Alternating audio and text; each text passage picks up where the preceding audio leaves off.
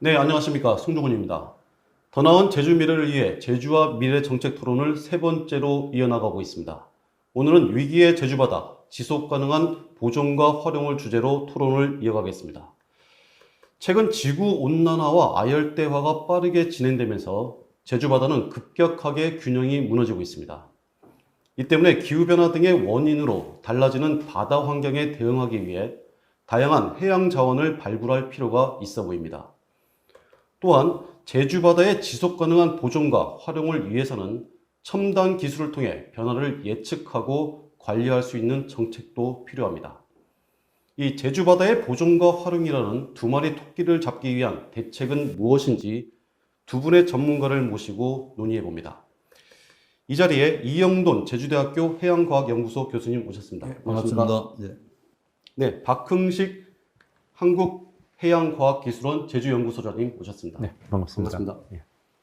네, 여러분 성게 혹시 좋아하십니까? 올해 유독 성게가 비쌌습니다. 1kg당 기본 16만 원에서 20만 원까지 올랐는데요.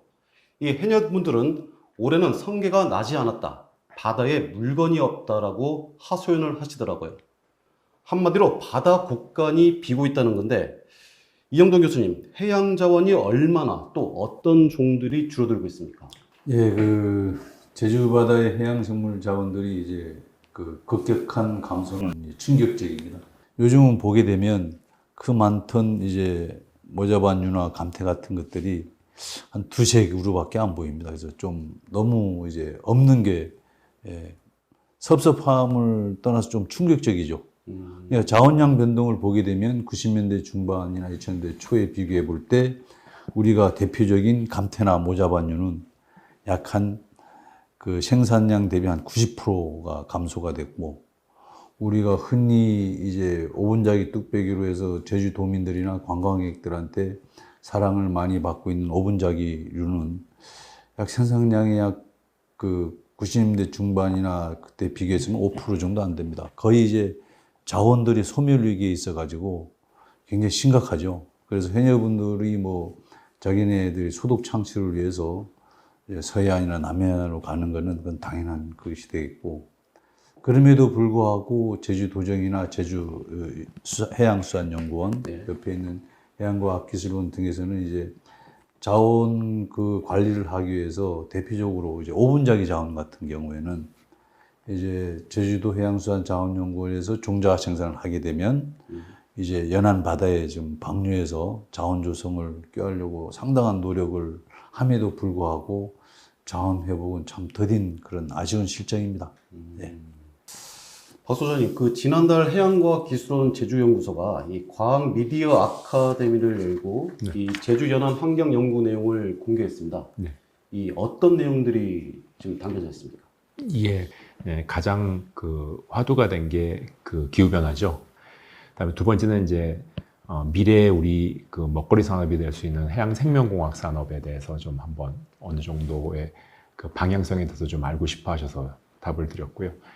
첫 번째 기후 변화 같은 경우는 조금 전에 교수님 말씀하셨지만 저희 30년에 몇 도 올랐다, 몇 도 올랐다라고 해서 많은 언론에 이미 기후변화가 해양을 중심으로 돼서 온다는 얘기는 하고 있습니다. 네. 근데 그게 최근의 데이터를 보면 과거의 데이터를 길게 나열하기보다는 최근의 데이터에서의 온도 변화가 되게 크고요. 그 중에서 제주에서 괄목할 만한 게 겨울 수온입니다. 겨울 수온이 평균 18도를 유지하다가 지금 20도를 육박하는 그런 수온이 올 때 결국 겨울에 찬물이 서식하는 생물에 대해서 중요한 요점을 작용할 수 있는 부분이거든요. 그래서 그 부분을 좀 데이터로 설명을 드렸고요. 거기서 이제 해조류 중심의 어떠한 제주 연안의 서식처가 산호 중심으로 좀 바뀌어가는 어떤 과정이 지금 있지 않은가라는 저희가 이제 보완 자료를 좀 보여드렸습니다. 그다음에 두 번째 해양 생명공학 부분은 이미 미래 우리의 산업이라고 해서 많이들 투자도 하시고 정부도 관심이 많은데, 이 제주가 특히 그쪽 부분에서는 굉장히 중요한 그러니까 아주 유리한 요건을 가지고 있습니다. 그 이유가 따뜻한 물이 많이 들어옴으로써 생기는 다양한 생물의 어떤 다양성의 확보라든가 이런 게 좋아서 하지만 제주는 이미 아시겠지만 수산물에서 상당히 많은 부분이 수익의 어떤 중심이 되고 있는 상황인데, 그래서 그 부분을 좀 더 부가적으로 다른 방면으로 간다고 해서 저희는 산업에 관련된 생명 소재, 즉 말하자면 이제까지의 양식 산업은 단백질원 확보를 중심으로 갔는데, 저희는 그거 외에 뭐 향장품이라든가 아니면 일부 건강 제품 같은 거를 만들 수 있는 그 부수적인 부분에 대한 그 연구를 좀 진행하고 있고, 그 성과를 일부 이제 설명을 드리는 그런 자리가 되었습니다. 예. 지난 이 시간에도 교수님 말씀하신 대로 이 제주 바다의 아열대화로 이 해양 생태계의 근본을 이루고 있는 감태, 즉 해조류가 사라지면서 동시에 해산물 역시 줄어드는 그 심각성을 좀 지적한 바 있거든요. 예. 교수님, 이 한 번 고갈된 해양 자원은 그럼 복원하기가 좀 힘듭니까? 예, 그 고갈되는 해양자원 복원은 이제 그 자원의 생태 환경을 복원해야 되는 그 사업이라 매우 어렵습니다. 그래서 우리가 어떤 종자를 이식해서 그거를 이제 그 풍성하게 하는 것도 있겠지만, 결국 이 복원이라는 것은 그 생물종이 이제 번식력이 복원이 되고 재생산이 되는 게 순환이 돼야 이제 생태계가 복원이 된다고 할 수 있거든요. 근데 저희들이 보게 되면 뭐 감태나 모자반유를 보게 되면 저희들이 이식을 하더라도 조식 생물, 여기 되면 그걸 하면 갉아먹는 이제 요강류, 이제 육상에서 보면 곤충류가 되겠죠. 그런 것들이 이제 많이 갉아먹으려 해가지고 이제 생존율이 굉장히 낮거든요. 그래서 우리가 어떤 그 생물에 있어서 이식을 해서 얘네들이 또 어떻게 장소가 좋게 되면 이 해조들이 이제 풍성하게 돼서 숲 조성이 되는 경우도 있습니다. 그럼에도 불구하고 이게 그 자원이 복원되기가 힘든 건 뭐냐면, 이 왕성하게 형성된 그 해조들이 재생산이 돼서 안착이 돼서 순환이 돼야 되는데, 순환되는 과정이 굉장히 어려운 상황이 되고 있습니다. 어떤 그 고갈되는 해양 자원을 복원하는 건 이제 쉽지가 않습니다. 네. 소장님, 아까 좀 전에 이 감태 등 해조류 대신에 제주에 이제 산호 서식이 증가하고 있다고 하셨지 않습니까? 이게 일시적인 현상은 아닌 것 같고, 또 아까 말씀하신 대로 기후변화에 따른 결과인 것 같은데, 만약에 이런 상황이 지속되게 되면은 어떠한 변화가 일어나겠습니까? 그 산호가 제주에 최근에 나타난 건 아닙니다. 그 굉장히 오래전부터 있었는데, 조금 전 제가 말씀드린 대로 겨울철의 수온 상승이 산호가 쉽게 들어올 수 있는 여건을 좀 만들어주고 있습니다. 그러니까 이런 산호에 의한 변화는 그 연안에서 그 생물, 즉 생태계를 이루는 서식처의 환경이 바뀌는 거거든요. 그러니까 제주는 전통적으로 대형 갈조류, 뭐 감태나 뭐 이런 미역이나 대형 갈조류 위주의 어떤 서식 형태에서 교수님께서 말씀하신 조식생물, 거기에 맞는 어류들이 살아왔는데, 그게 싹 없어지고 산호가 들어온다면 또 산호의 친화적인 생물로 이제 바뀌겠죠. 예, 그런 서식처 환경이 바뀌면 조금 전에 말씀드린 대로 대상 구성원도 바뀌고 우리 인간의 활동도 바뀌어야 됩니다. 예, 그런 어떤 과정에 지금 제주가 좀 직면하고 있는 상황이라, 지금 그 생태계 복원 부분에서 이제 해주숲 사업들도 좀 진행하고 있고 하는데, 저는 지금 상황이라면 이게 굉장히 짧은 시간 동안 변해왔거든요. 과거의 긴 시간보다 최근 짧은 시간에 변해와서 지금 상황이라면 산호의 가입, 제주의 바다에 들어오는 산호와 산호의 번성은 좀 좌시하면 안 될 상황이다 아닐까라고 보고 있고요. 예, 그것이 과거에는 환경하면 사람이 뭘 잘못해서, 사람이 좀 많이 해서, 그래서 사람이 좀 자제하자라고 했는데, 지금은 어떤 자연 변화의 약간 흐름을 좀 봐줘야 될 것 같습니다. 네. 예, 그런 상황에서 좀 다시 한번 우리 제주 환경을, 특히 해양 환경을 좀 봐야 될 상황이 아닌가라고 생각하고 있습니다. 네, 지난 2009년부터 이제 정부와 수자원공단은 이제 바다 사막화를 막기 위해서 이 바다 숲을 조성하고 지방자치단체를 통해서 관리하고 있습니다.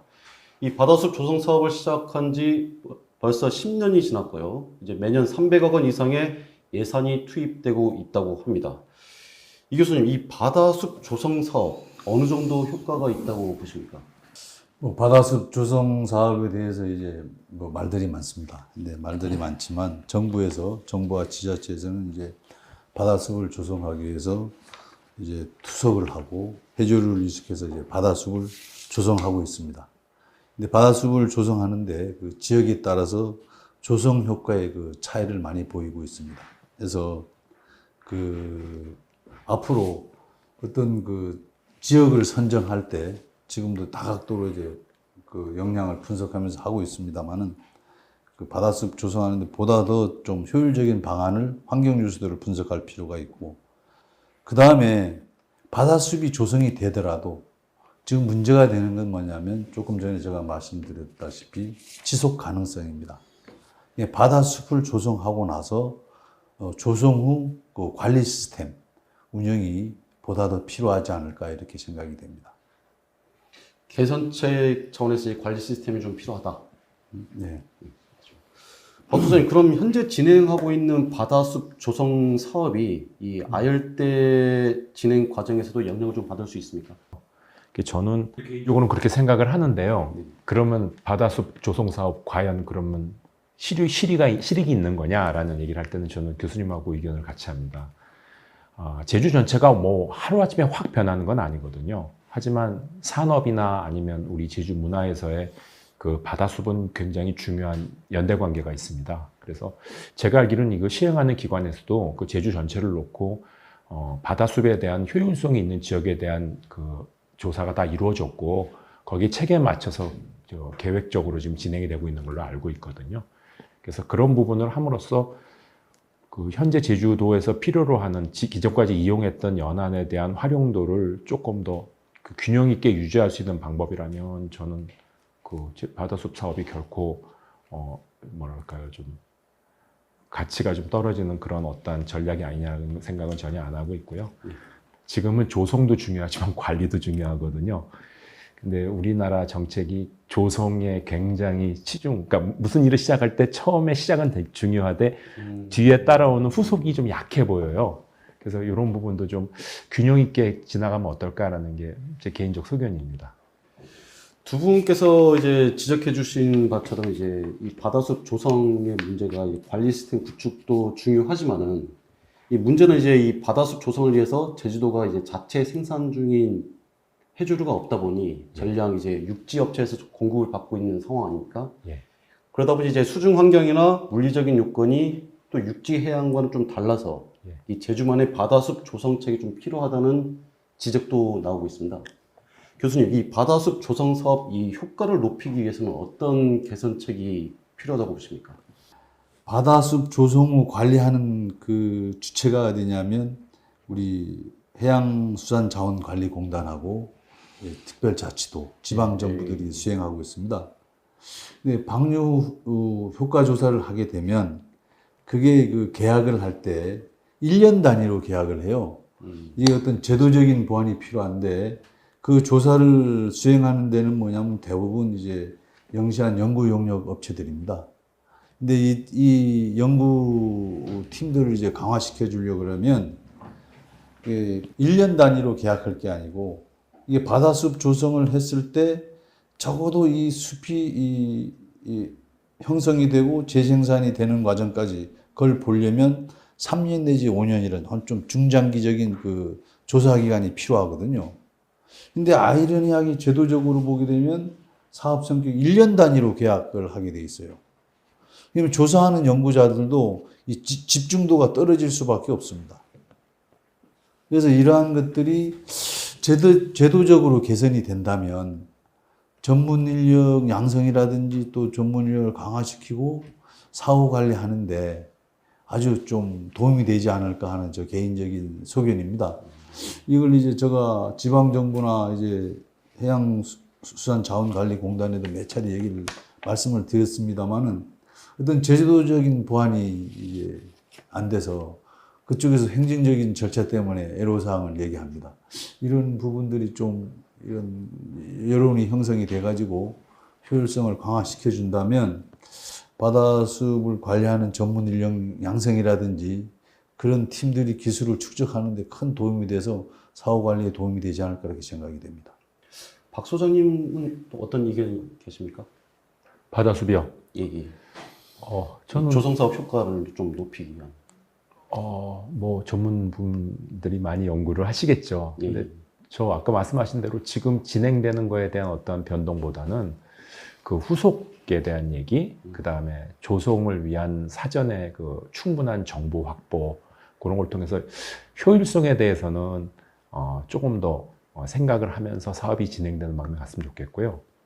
그 다음에 저도 교수님 말에 동의합니다. 우리 그 어떤 그 좋은 아이템, 그러니까 좋은 그 소재로 일을 진행할 때 그 중간에 관리 과정에 대한 부분 때문에 조금 거기에 좀 부담을 가지는 데가 있거든요. 그래서 뭐 이게 장기적으로 진행이 돼야 돼요, 바다수군요. 근데 뭐 연간 계획이라든가 뭐 관리라든가 이런 것들은 좀 우리가 다시 한번 조정을 해야 될 부분이 아닌가 하는 생각을 해봅니다. 네, 두 번째 주제로 넘어가 보겠습니다. 이제 이 기후 변화와 달라지는 바다 환경에 대응하기 위한 다양한 해양 자원을 발굴할 필요가 있어 보입니다. 박 소장님, 먼저 어떤 대안들을 우리 연구소 차원에서는 마련하고 계신지. 일단 해양에서 해양 생물을 대상으로 하는 자원의 개념이 우리가 최근까지는 그 먹거리, 즉 단백질원을 중심으로 갔습니다. 그러니까 단백질원을 중심으로 그걸 자원의 중심에 놓고 움직였는데 이제는 세상이 다변화되고 고도화되면서 자원에 대한 기준이 좀 바뀌고 있습니다. 그래서 순수하게 단백질을 확보하는 것도 물론 우리 전체 우리 국민의 어떤 식생활이나 아니면 식량 자원으로서 중요하지만 그거 외에 부수적인 거에서 필요한 것들이 되게 많이 나오거든요. 그런 쪽에 대한 눈을 돌려서 해양 생물을 자원화하는 것을 좀 확대하는 그게 이제 지금 생명공학 사업의 중심이 되는데 생명공학 사업은 뭐를 만들겠다는 어떤 목적에 너무 고도화되어 있습니다. 그거를 만들려면 거기에 필요한 소재가 있어야 되거든요. 최근에 그 정부에서 이제 이런 사업을 합니다. 그 수산물 부산물 사업이라는 걸 진행했습니다. 이게 뭐냐면 속칭 이제 그러니까 살을 도려내고 나머지는 다 폐기물로 버렸는데 그 폐기물에서 뼈, 피부, 그다음에 심지어 눈, 그다음에 내장에서 갖가지 효소나 아니면 탄산염 같은 걸 뽑아내서 그거를 새로운 소재로 개발하는 거거든요. 그러니까 일단 필요한 거 버렸는데 나중에 필요 없이 버리는 것들에서 더 많은 자원이 나올 수 있는 부분이죠. 제가 가끔 이런 얘기들을 합니다. 이 생명과학의 중요성을 얘기할 때 100g의 우리가 말하는 횟거리보다 0.1g의 그 피나 그 생물이 갖고 있는 효소가 더 비싼 가치를 가질 수 있는 그런 경제 구조가 지금 왔다. 그러니까 우리는 과거에 무심코 내가 필요한 것만 가져갔는데 실제로 그걸 다시 뒤돌아봤을 때 거기에 대한 필요성을 충분히 부각시킬 수 있는 그런 전략과 그런 연구가 좀 필요하지 않을까라고 봅니다. 교수님, 양식 산업 육성 쪽에서도 이런 대안들이 좀 마련되고 있는 걸로 알고 있는데 어떤 것들이 지금 마련되고 있습니까? 이거 뭐 저희도 양식 산업이 주종을 이루는 게 지금 다 알다시피 이제 광어가 되고 있지 않습니까? 기후 변화에 따라서 수온이 상승하다 보니까 광어 양식 산업에도 좀 그 경영상에 굉장히 어려움을 많이 갖고 있습니다. 그래서 우리 대학 입장에서 또는 연구자 입장에서 그걸 대응할 기술 개발이라든지 이런 것들 이제 서두려야 될 그런 시점에 와 있습니다. 그래서 이제 이러한 것들이 산업화하기 위해서는 양식이란 게 우리가 정의를 내리게 되면 그 양식 대상 생물이 사육 환경에 적응하는 그 생리적 특성 정보를 이용해서 이제 수익을 창출하는 거거든요. 그러니까 어떤 각각의 어떤 그 환경 변화에 적응하는 그 걔네들이 특성을 잘 파악하고 이제는 그 특성을 파악할 뿐만 아니라 그에 알맞은 사육 시스템을 개발을 해야 됩니다. 그래가지고 경영 분석을 하고 그걸 토대로 이제 어민들한테 보급이 돼야 되거든요. 근데 지금 그런 시스템이 지금 좀 선순환적이질 못합니다. 지금까지 한 30년 전에 했던 그 양식 시스템에서 지금 대부분의 양식이 지금 이루어지고 있고 그럼에도 불구하고 이제 우리 제주도 수산연구원에서는 이제 그 발의류라든지 아니면 이제 방류어종에 대한 어미 관리를 하고 있고 저희 해양과학연구소, 제주대학 해양과학연구소는 이제 북발이를 중점적으로 그리고 이제 그 국립수산과학에서는 이제 참다랑어를 대상으로 해가지고 어떤 온난화 대응에 대한 양식 어종들을 이제 개발하고 있습니다. 그 어종들이 갖고 있는 생리적인 특성이라든지 이제 종자 생산, 그 다음에 사육 관리 이러한 정보들을 많이 축적을 하고 있어요. 그럼에도 불구하고 어민들한테 이거를 이제 새로운 양식 대상 어종으로 이제 권유를 하지 못하는 게 어떤 사육 시스템이 지금 기존의 광어 양식 사육 시스템에서 했을 때는 그 생산성이 낮거든요. 이 사육 시스템을 해가지고 적어도 광어보다는 생산성이 높은 대상 어종이 돼야 됩니다. 그래서 어떤 기후변화에 대응해가지고 제주대학이라든지 또 수산해양연구소, 국립수산과학원에서는 여기에 상당한 노력을 하고 있습니다. 그래서 이제 여기에 맞게 이제 차제에 또 얘기가 나올 겁니다. 빅데이터 구축이라든지 이걸 해가지고 어떤 양식산업 생산성을 하는데 많은 노력을 하려고 하고 있습니다. 우선은 뭐 이제 양식이라는 건 이제 돈이 돼야 되기 때문에 그렇죠. 개발된 어종들에 대한 경영 평가와 더불어 가지고 기술 보급하는데 제가 지금 노력하고 있습니다. 교수님께서는 이제 오래전부터 용암해수 연구를 해오셨지 않습니까? 네. 최근 이 용암해수가 양식, 식용수 그리고 화장품 등의 이제 활용 범위가 무궁무진하다고 들었는데요. 이 용암해수의 어떤 점이 자원으로서의 가치가 뛰어납니까? 제가 어쩌다 보니까 이제 용암해수를 이제 연구 개발해가 돼가지고 예. 이제 무한 책임을 가져야 되는데 어찌 보면 제가 연구자 입장에서 이제 가장 행운이 아니었는가 봅니다. 용암해수를 만났던 게 이게 이제 용암해수가 이제 어떤 거냐면 이제 제주섬이 만들어지면서 오늘날까지 태평양 바닷물을 이제 품은 자원이 용암해수거든요. 그래서 이제 이 용암해수 이런 특징 아주 다양한 제기도 많이 분포합니다. 근데 제주 지역에는 독특한 그 현무암 지질층으로 이제 구성이 되어 있기 때문에 그 용암해수가 갖고 있는 특성이 좀 남다르다고 볼 수 있거든요. 이제 보게 되면 다른 데서는 좀 이제 함유하기 힘든 셀레늄이나 게르마늄 같은 그런 미네랄도 함유되어 있고, 그다음 또 하나는 뭐냐면 요즘 특히 말이 많은 미세 플라스틱이나 네. 이러한 것들 중금속 환경 오염 물질들이 이제 포함되지 않은 청정성을 유지하고 있습니다. 그다음 또 하나는 뭐냐면 바닷물은 이제 1초도 이제 항상 변화가 다양한데 이제 용암해수는 이제 항상성을 유지하거든요. 수온이 일정하고 이제 염분 농도가 일정하고 pH가 일정해서 어떤 소재로 사용하기가 아주 좋습니다. 근데 그럼에도 불구하고 왜 그 소재 개발한 그 산업이 활성화되지 않고 있냐면은 그 다음에 후속 조치가 이제 미흡한 거예요.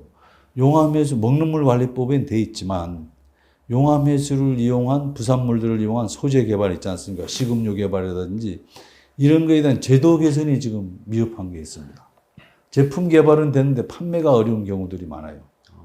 예, 이런 그 제도 개선이 좀 이루어져야 되고, 그 또 용암해수라는 건 이제 알다시피 어떤 순환 자원이기 때문에 이거를 이제는 처음에 용암해수 산업 단지를 만들 때는 그 산업 활성화를 하기 위한 조건을 하기 위해서 용암해수 산업 단지에 입주한 기업에 한해서만 이걸 했지만 이제는 확산시킬 필요가 있다. 용암해수를 활용하려고 하는 이 제주도 기업이라든지 모든 기업들한테 이제는 오픈해가지고 소재 활용도를 이제 좀 제공해서 산업을 활성화해 나가는 게 좀 발전적이지 않을까. 저 개인적인 생각입니다만. 박 소장님, 한국해양과학기술원 제주연구소에서 연구하고 있는 이 해양 미세 조류 산업에도 이 제주의 용암해수가 좀 도움이 될 수 있을까요? 예, 그 결과는 나왔고요. 저희도 그 용암해수를 쓰게 된 게, 그냥 계획적으로 쓴 게 아니고, 우리 그 지형적 여건상 그 바다 연안과 좀 떨어져 있어서 마침 용암해수 단지 옆에가 있어서 그거를 쓰게 됐어요. 근데 용암해수의 특징, 특히 미세조류나 다른 생물도 마찬가지입니다. 가장 그 특별한 거라고 보면 결국은 모든 생물은 살아가는데 환경이 안정적이어야 됩니다. 환경이 흔들리면 생물은 적응을 하기 위해서 그 시간을 쓰거든요. 근데 용암해수는 일단 수온의 변동이 크지 않습니다. 1년 내내. 그러니까 일반 바닷물 수능하고 다르죠. 그 다음에 안에 있는 성분과 미네랄이 또 안정되어 있습니다.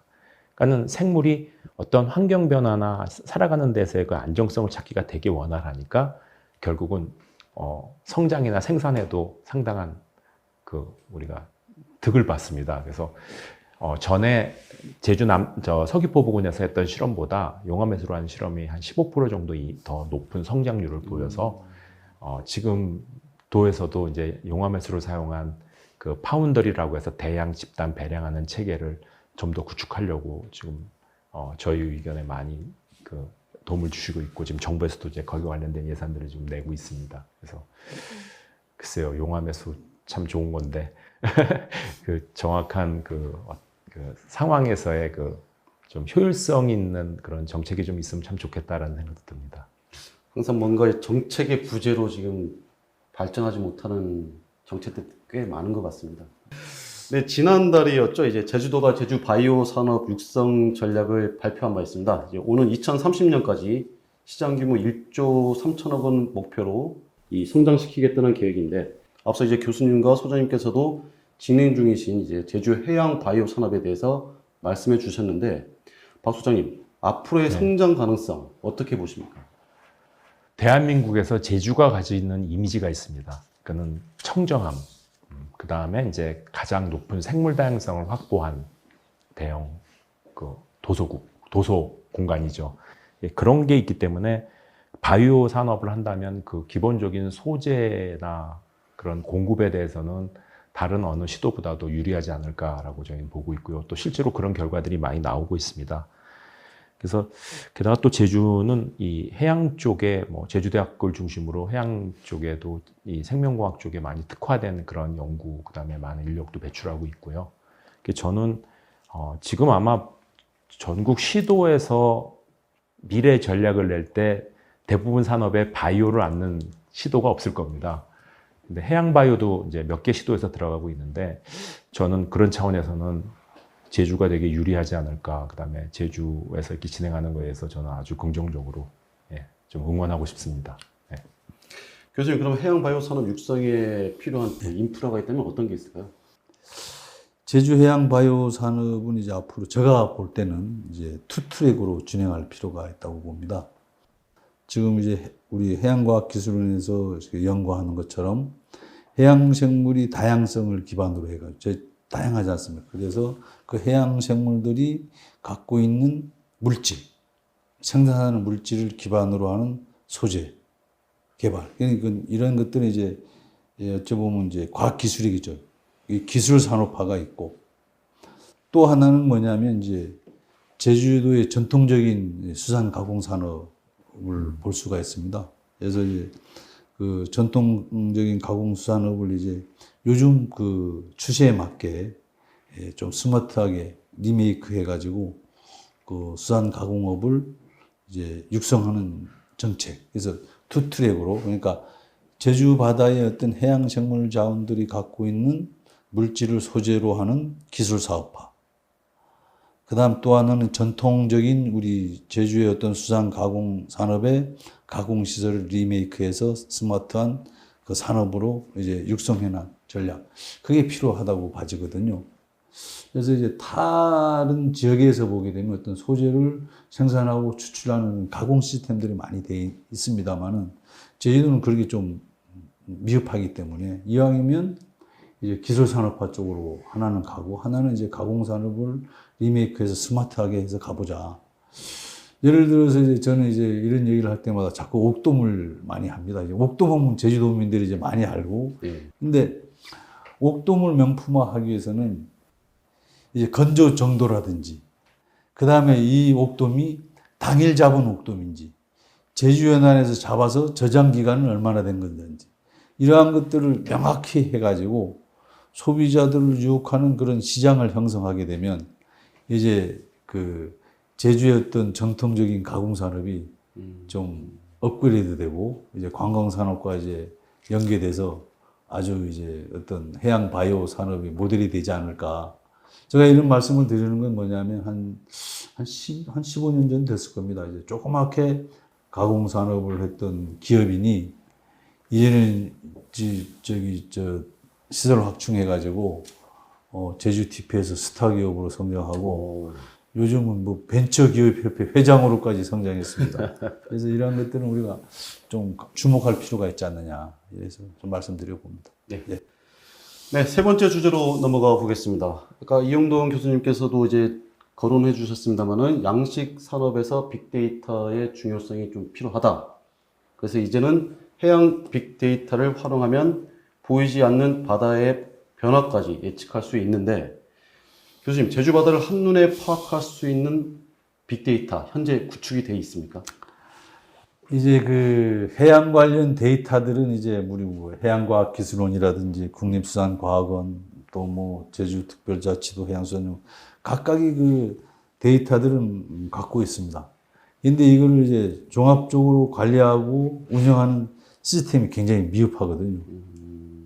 그래서 이게 모아지면 이제 빅데이터가 돼가지고 예측 가능한 이제 그 운영이 되는데 이게 좀 부족해가지고 우리 제주대학교 산업협력단에서는 이제 우리 저 뭐 박흥식 소장님이 지금 근무하는 한국해양과학기술원 원장님이라든지 그다음에 제주특별자치도 해양수산연구원장, 그다음에 제주특별자치도 해양수산국, 그다음에 우리 해양수산부 있지 않습니까? 거기까지 다 해서 협의를 하면서 이제 그 제주 연안 환경 있지 않습니까? 좀 아열다화되고 있다는데 여기에 대응하게 한 그 어떤 데이터 구축과 활용 방안에 대한 그 기획까지를 이제 추진하려고 하고 있습니다. 그래서 이제 제주형 해양 데이터 플랫폼 구축 부분에 대해서 다시 좀 상세하게 말씀드리도록 하겠습니다. 네. 소장님께서도 이 제주만에 특화된 해양 빅데이터가 필요하시다고 보시는 거죠? 예, 저는 제주 온 지는 얼마 안 됐지만 제주를 되게 오래전부터 많이 좋아하고 많이 제 대상에 들어오고 있는 공간입니다. 제가 간단히 말씀드리고 싶은 거는 제주는 큰 섬입니다. 큰 공간입니다. 근데 우리나라 전체 어떠한 해양수산, 기후 아니면 국가 관리를 위한 빅데이터 시스템에서 제주는 하나의 점에 불과합니다. 그 전체를 그 하나의 점에서 해석이 안 되고 있거든요. 그래서 그런 거를 볼 때는 제주도 제주만의 약간의 독립된 데이터 체계가 좀 있었으면 좋겠고요. 그 데이터 체계가 구축이 돼야 제주만을 해석할 수 있는 다양한 그 결과와 그 다음에 예측 뭐 이런 것들이 나오지 않을까.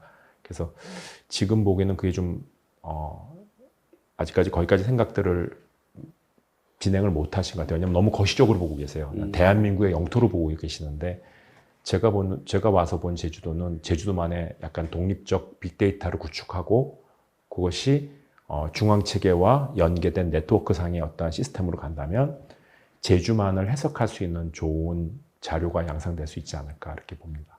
말씀하신 대로 이제 독립된 빅데이터라 하시면은 이제 제주형 해양 데이터 플랫폼으로 지금 그렇죠. 바꿔서 얘기할 수 있겠는데, 예. 그럼 만약에 이제 제주형 해양 데이터 플랫폼을 구축한다면은 예. 소장님께서는 어떤 부분에 좀 무게를 두고 조성해야 될 것 같습니까?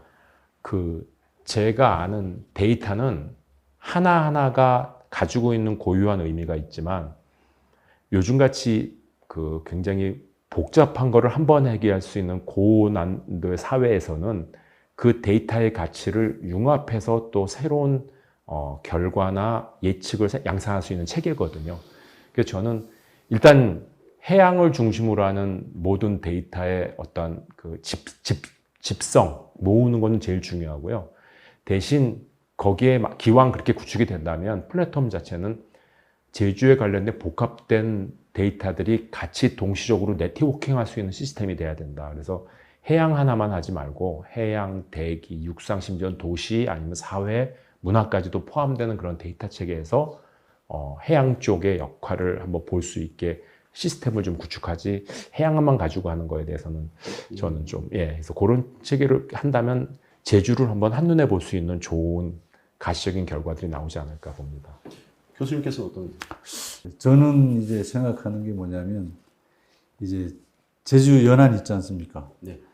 제주 연안에 있어서 그 생물들이 환경 수용 능력을 이제 평가할 수 있는 데이터를 한번 만들어 보자. 이게 무슨 말인가 하니 중요하죠. 제주 바다가 지금 제주 연안이 이제 지금 우리 보면 오픈된 바다로 보이는데 이 제주 연안을 감싸고 가는 이제 쿠르시오 해류가 있거든요. 예.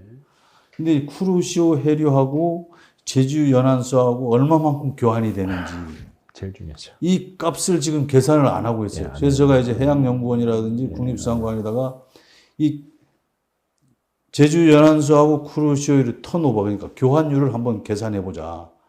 그러면 제주 연안수 용량이 나올 겁니다. 과령 뭐 1조 톤이다. 그럴 거 아닙니까? 그러면 여기에 서식하는 생물들이 있을 거 아닙니까? 예. 그럼 이제 거기서 이제 우리 제주 섬에 이제 인구가 증가하고 관광객이 오고 그 다음에 양어장이 되고 다른 산업들이 과수원 이런 다양한 산업들이 지금 형성되고 있잖아요. 사회구조가. 그럼 거기에서 산업 활동하면서 모든 그런 부산물들이 바다로 오고 있습니다. 생활하수라든지 기타 등등한 것들이. 이러한 것들이 지금 제주 연안으로 오고 있거든요. 근데 연안에 있는 생물 자원들은 이게 번식력이라든지 초기 생존율에 영향을 미쳐가지고 자원이 소멸되고 있습니다. 그렇지 않습니까? 네. 그러니까 제주 연안에 있는 기존의 생물들이 환경 수용 능력이 어디에 영향을 주느냐 이거지.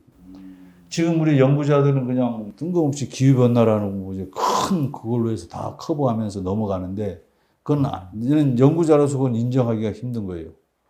수온이 발생이 어떤 제한 요소가 됐으며 우리가 말하면 이제 여기 생활하수라든지 산업 폐수라든지 이런 환경 오염 물질들 이러한 것들이 이 점 요소들이 어떻게 이제 연안 생물들한테 영향을 줬냐 이거지.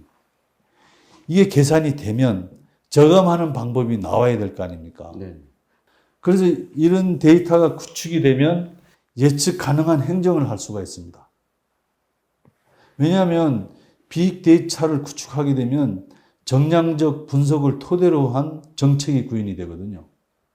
이러한 것들을 하기 위해서는 지금 각각의 기관에서 하는 자료들을 먹고 지금 해양수산부에서는 이런 각 해역에 따라 가지고 이 해류의 이동에 대한 요소들을 다 분석하고 있거든요. 그런데 그걸 한 군데 이제 데이터를 구축해서 운영을 이제 하는 방안을 이제 구상해서 적용하는 게 이제 아주 중요하다고 봐지거든요. 이게 돼야 이제 제주 연안 환경이 이제 건강해야지 제주도가 건강합니다. 그렇죠. 그래서 이 사업은 굉장히 중요합니다. 그래서 제가 이제 그 공직 생활 마지막을 걸고 지금 이 사업을 추진하려고 노력하고 있습니다. 교수님께서 지속 가능한 해양 자원을 활용하기 위한 제안까지 다 말씀해 주신 것 같네요. 그러면 이제 우리 박근식 소장님 이제 제안 한마디 좀 해주십시오.